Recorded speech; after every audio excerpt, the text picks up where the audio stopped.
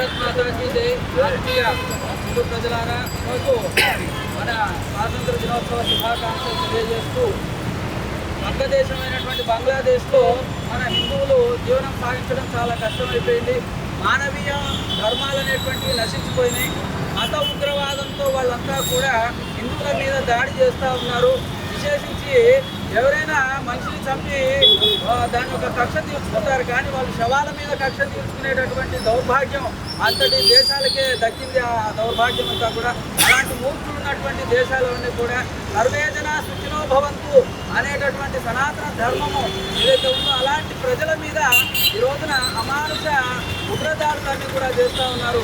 మతం పేరుతో వాళ్ళ యొక్క మతం అనేటువంటిది పైకి రావడం కోసమైనా వాళ్ళ మతం ఉనికి చాటుకోవడం అనడం కోసమో వాళ్ళు ఈ రోజున ఈ హిందూ ప్రజల మీద దాడి చేస్తూ ఉన్నారు.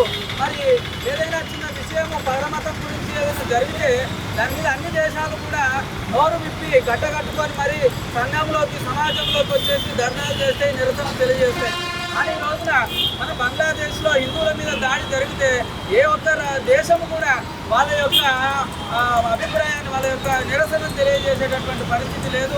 హిందూ సమాజాన్ని గురించి అంత చులకనగా చూడటం చేస్తూ ఉంది. కాబట్టి హిందూ ప్రజలారా, సమస్త దేశ ప్రజలారా మీరంతా కూడా మేల్కొని సమాన సౌభ్రాతృత్వాన్ని మనమంతా కాపాడుకోవాలి.